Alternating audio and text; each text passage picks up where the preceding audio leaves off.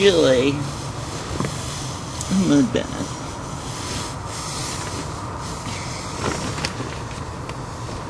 Probably need a light. It was way too hot. I had to let it cool off most of it. It might still be too hot. It is still too hot. It's good though. I like it to be like as hot as I can stand it without, getting second degree burns. Maybe a little second degree, first or third degree. That's fine. But no seconds.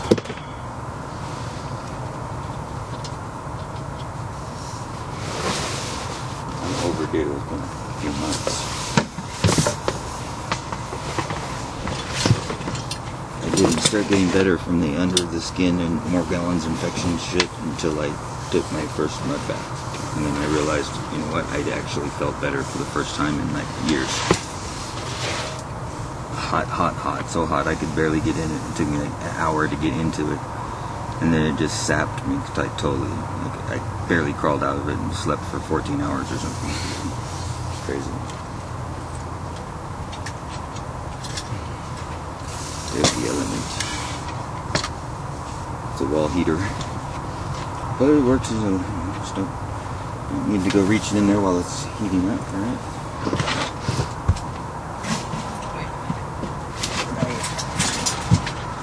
I better check that shit.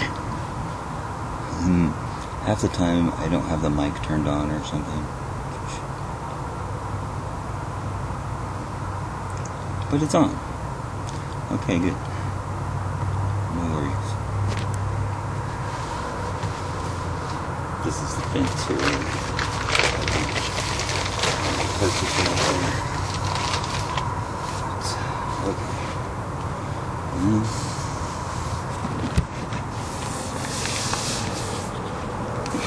I don't know if I can see that. Okay. Aha! Brilliant!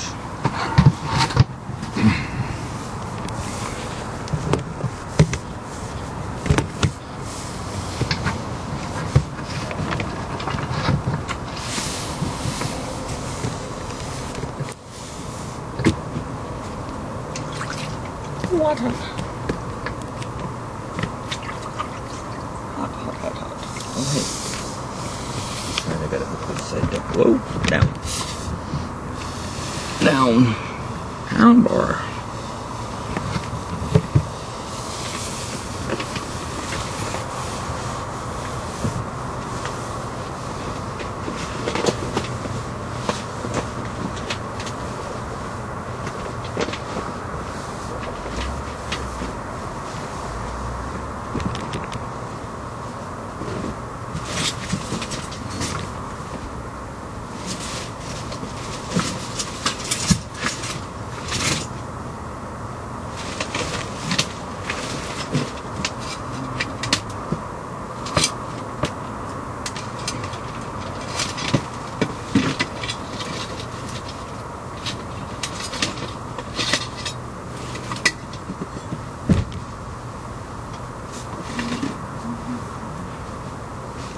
Well,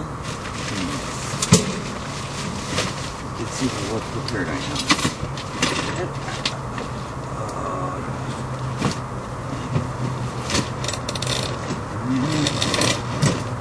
Place the table off the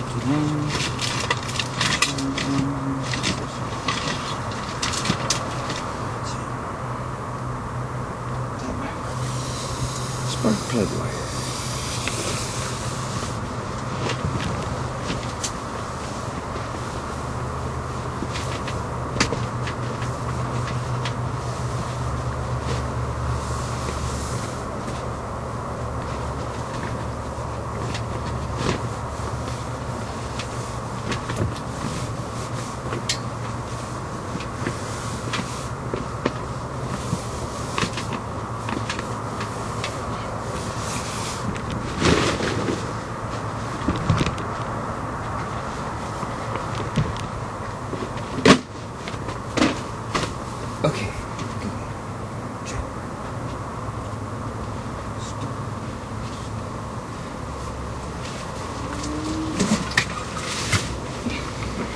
I'm stirring too bad for it.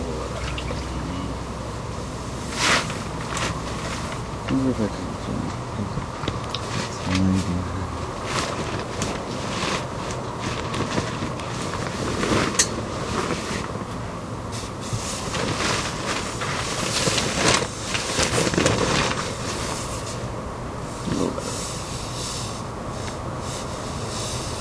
Okay, so anyway, I should probably just stop this and start over. I'm gonna stir it up and see how hot it actually is. Different temperatures I'm talking about.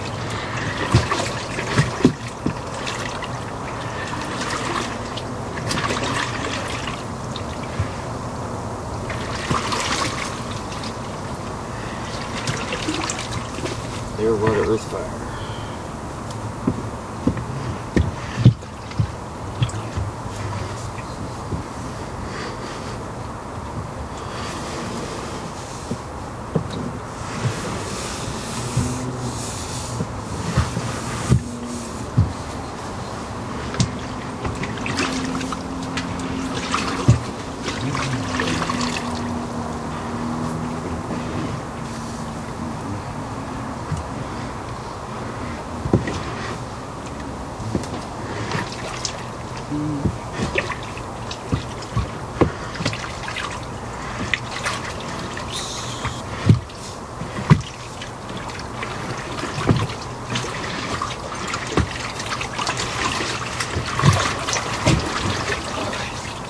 Scraping the mud off the bottom. It was dried and caked on there.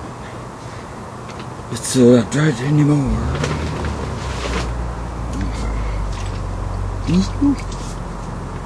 Ah, there we go.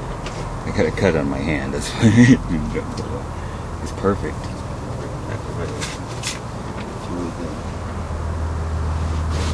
Blanket over it and keep it warm. Hook up the ground. Grand wire.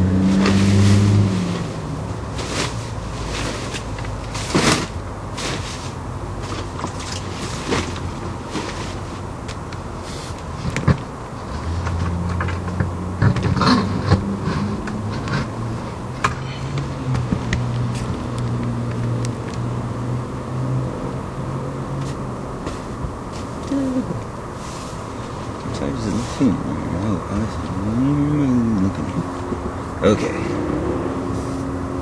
Wire. Yay, it's an airplane. Everybody loves an airplane flying slowly over them repeatedly all day and night. Except for when there's none at all. In either case, it's perfectly normal.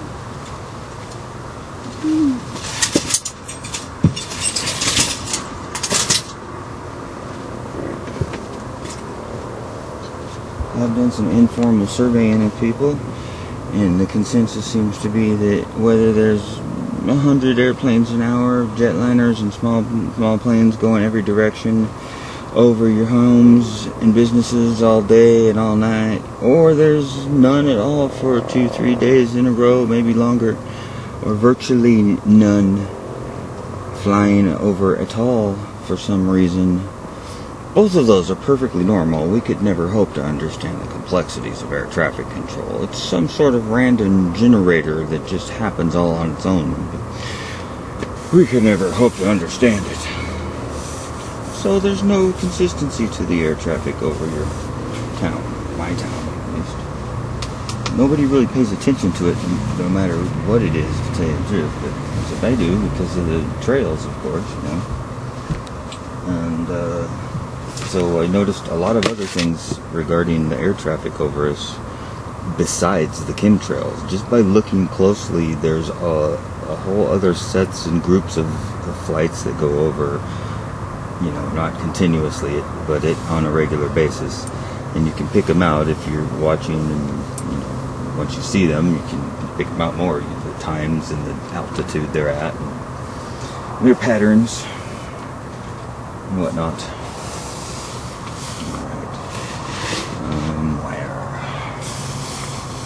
Why are you here?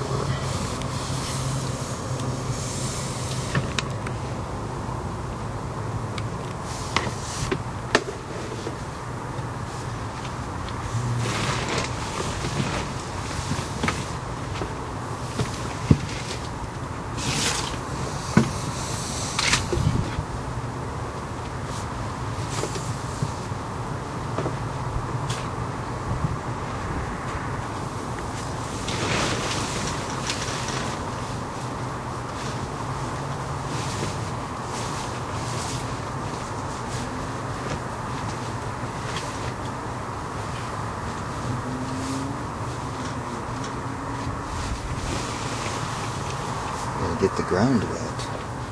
So dried to give any conductivity.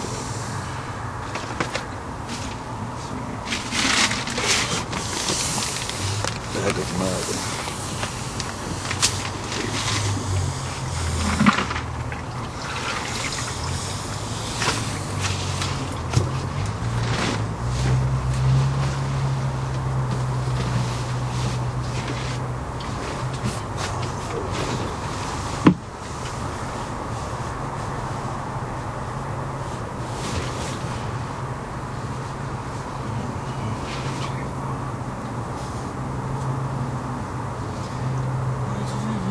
Okay. See if I can even get in here.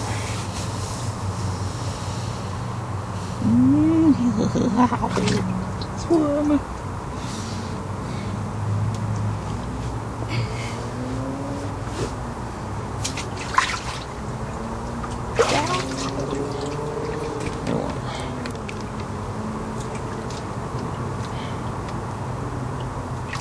Ooh, it's all gushy at the bottom too.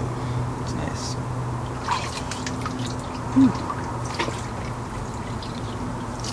I've said it before, but just for the sake of having made another video, I should repeat it. My premise with the hot exfoliating mud bath is more than just the heat and the drawing and suction, whatever effect of the mud, which both of those things exist, but it's that water's not terribly conductive unless you add electrolytes to it or something, which the amount of dirt and mud in it gives it enough minerals that it is conductive, like the moist soil is. And so when you're earth ground, earthing is good for you, and they say that the electrons flow into you from the earth, and I have a bit of a different take on how that functions, but I'm not going to really try and describe that right now. Either way, it works, it's good for you, right? It balances your charge with, and the earth is a much larger, properly charged thing, and so we balance with it, and our bodies will help us to not get so messed up by this crap. Because it's not about getting better. It's about trying to hold your ground on getting worse, because we're being spradiated. That's a new word. Ill-spradiated. Something like that. We're being spradiated, and there is no escape from it unless you leave the country and go to a far off, far off, I'm like, Phuket, something like that. That place looks awesome. I have a sailboat, but could I really sail to Phuket? I don't know. I'd have to catch fish on the way to eat there. And I might just say Phuket and go for it. That would be nice. I'd like to think I would, but would I? I don't know. Too many things going on at once. Yow, this mother really is so hot. There's motherfucker. That's got to be 135, 140. 130. Still cooling down. I wonder if I can do live streams yet. There's some stipulation. I didn't do the second verification thing that they want you to do. Probably should do that, I guess. YouTube is, since Google took over YouTube, it's just not the same. Trying to balance on the edge here. I'm living on the edge. So yeah, the Earth is the ground, the preferred ground source for the current. The current goes from positive to negative. Electron flow, if there's such thing as an electron, and as electronics describes, on a battery, say, you got a battery with a plus and a minus, the electron flow goes from the minus to the plus, and that's where the voltage reading comes from. That flow of electrons, and that's your voltage, which is equated to pressure, they say. The pressure in a fluid system. But the capacity to do work is involved with the current, which flows the opposite direction of the electrons and 90 degrees out of phase with it. Now, I don't know how that operates on a DC battery when you just connect it, how the 90 degrees out of phase. I guess it's just slightly behind it in time without having to really have a phase curvature going on, but it's a dead short after that. Anyway, where was I now? So the toxins that make us sick and stick to our bodies and stick inside of us, the metals that the immune system can't do anything with, so it pushes them as far away from the core as it can. It moves it to your skin and your hair, and the density of the metal makes it move towards your lower extremities, and it brings on what they would call toenail, fungus issues of some kind, which is true in that there's some sort of fungus involved in this Morgellons. I believe it's my opinion. It does have a lot of those characteristics, and I've experienced a lot of the characteristics that are like mushroom-like. I can't describe it any better right now. But, it's fungal as well as toxic, and that I don't agree with all the things that Hulda Clark says, I guess, in some of her interviews, but her basic premise I exactly agree with, because that's exactly what it is. There's one source for all disease, and it's the toxic overload in combination with a parasitic fungus, and that's a perfect breeding ground or stomping ground for other types of parasites that you may encounter somehow. And pretty soon you're like you're a walking terrarium for the creatures swimming around inside you, and you think, oh I got gas and my stomach's hurts on the side here because of the gas, or because I ate this or that. And it's really something swimming around in there. Think about that. That's some scary shit, right? Because I've experienced that feeling. In 2015, I could only wear my leather riding pants, really, because the silk lining in them and just the weight of them helped. And but I'd get this. It felt like kind of like a cramp, along a muscle, but it wouldn't reach the level of, excruciating pain type of cramp. It just felt kind of like it moved from like my middle of my left thigh, kind of up my leg, around my hip, and then sometimes I'd feel it up, in my left abdominal side, and there's still a little raised area. If I stand and look, like the left side of my abdominal is a little raised more than in the right, just perceptibly. Which, is that a muscle, a tendon, pulled something, what is it? I don't know, but it's something I noticed.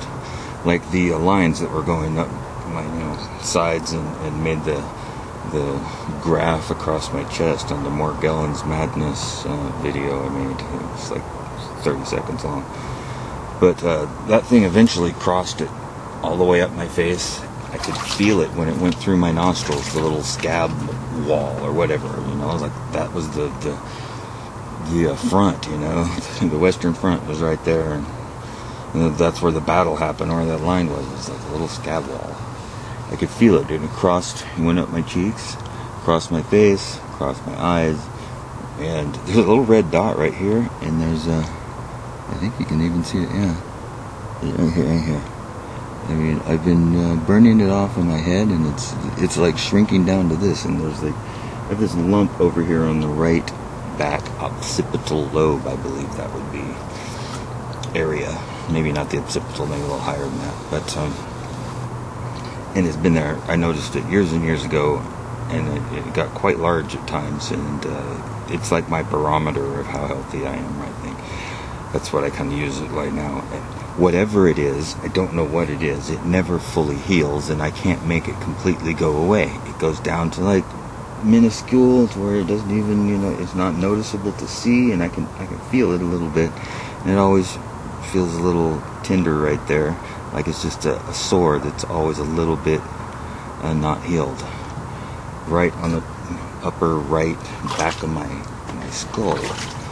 And I can look close in the mirror at my head and some of the videos I've made, and I can see like lumps all over the place, and discolored splotches of different kinds. You can see patches that are really lighter colored or white, and then wherever I have a lot of lymph nodes, like in the forearms and underarms and on the arms in general, the back of your arms, your shoulders, your collarbone, your neck, back of your head, a third or more of the lymph nodes are on your head and neck. It tells you how much it likes to, you need to have your brain detoxing, when toxins get in there and such. And, that's where the Morgellons issues seem to happen. So I would say the Morgellons fungus is alive inside the lymphatic vein system, and it's preventing it from dumping the toxins out of you. Like one thing I noticed right before I got so sick I couldn't run the shop anymore, I started to notice other little things about my health that I didn't know what to think of at the time. The ringing in my ears, that it was steadily getting stronger and more intense and more frequent, and then it was definitely tied in with the airplanes after a while. I started to notice that when I was still at the shop. But I was a long ways from me screaming at them in the night. But, let's see where it's okay. What did I notice? I noticed like where my hair on my legs would stop growing normally, like down near my ankle, and it would be kind of not really much hair on my foot, some on my toes and stuff, knuckles and that, but not in the area in between. It seemed to like stop right at my ankle, like I had some hair pants or something, right? The spot that it stopped at moved up about 3 or 4 inches, and it was no longer down by my ankle. I noticed that, and I noticed that I didn't sweat as much, even if it was hot, even if I was doing hard work. I just didn't sweat quite as much. I began to notice in the summer, or any time in general. And then I also began to notice that hair on my face would get a little patchy. There was areas that didn't seem to want to grow, and silver and whiteness there. But I also noticed that as the silver and whiteness came on, when I would go to shave, the micro fine hairs would be like spider webs, and it would clog up the freaking razors unless I had really good ones or new ones. It would, if it was getting old, it was just a bitch trying to shave with it. But okay, those are a couple things I noticed. What else? There was some more. Shit, it's a long time ago. 2015, it's almost 10 years ago. I guess that's not a long time, but a lot can happen in 10 years, right? Kids can stop being kids and be grown-ups.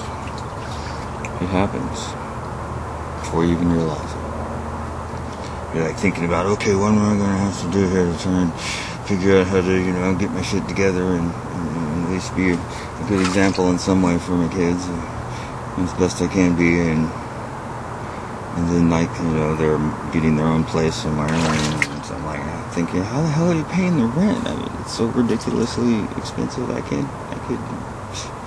be screwed. It's always been a little bit of an issue for me, but through just circumstances or my own laziness, sometimes I guess, I don't know. I think that they heavily poisoned the kids with the evacuation, of the obscene things. The obscene evacuation. The evacuation of the obscene? You know what I mean. I felt like I was half retarded when I was a teenager. I swear to God,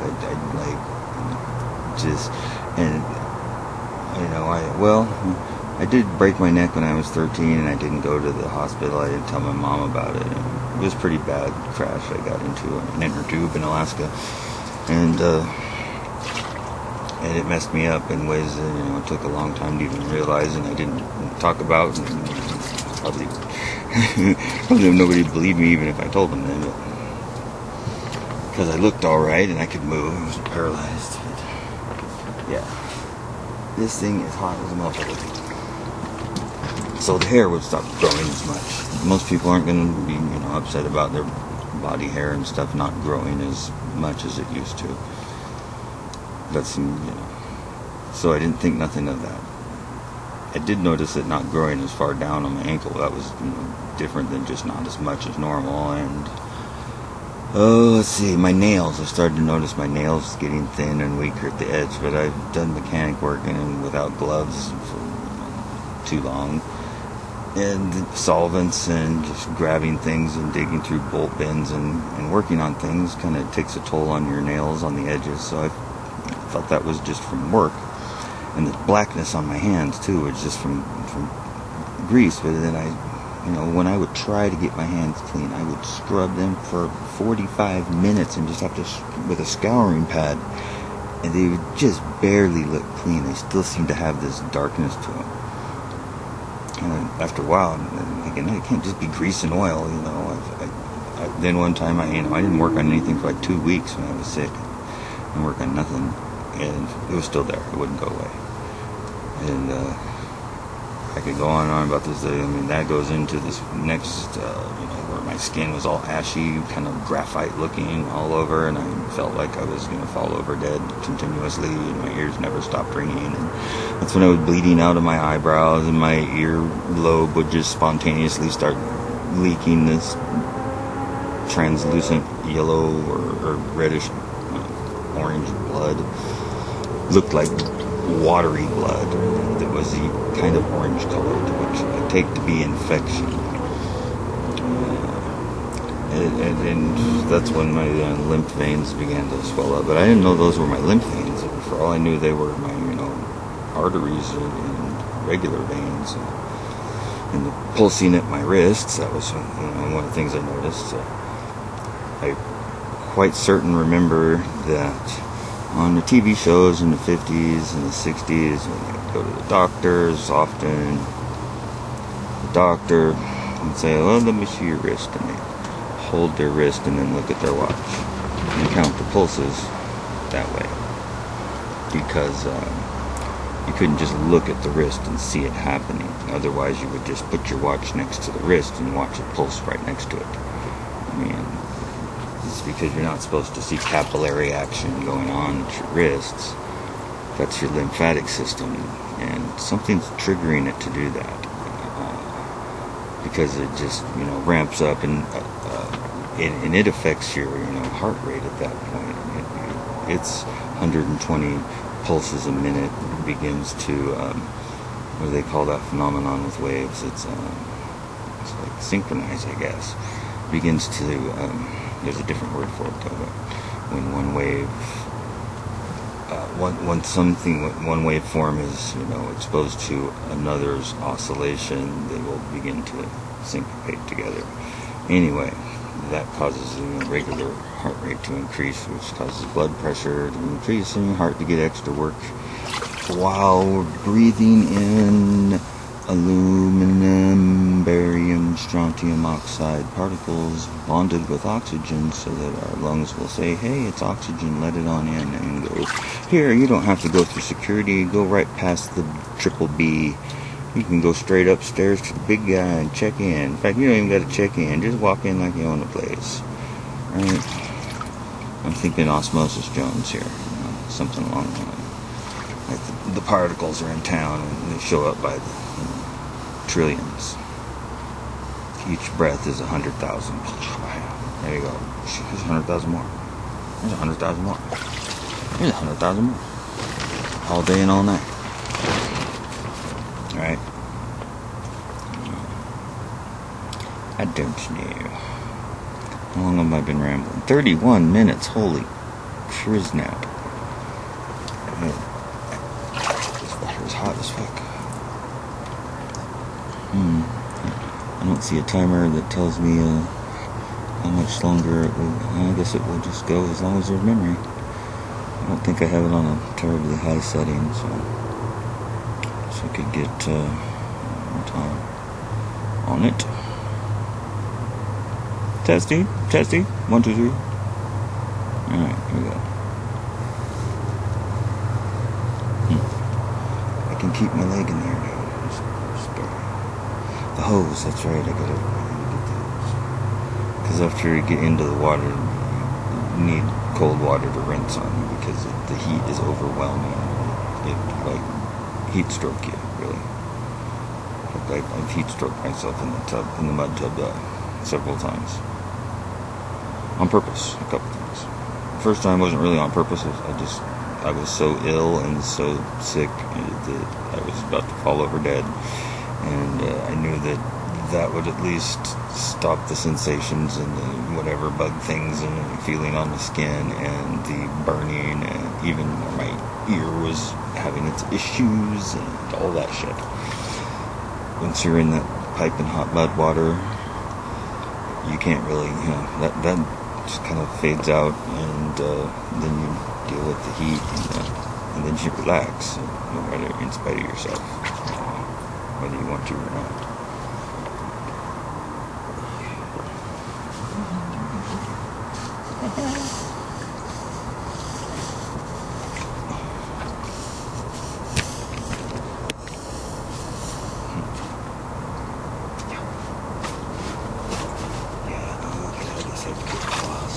Can I pause this thing? It doesn't have a pause. It's just starting to stop.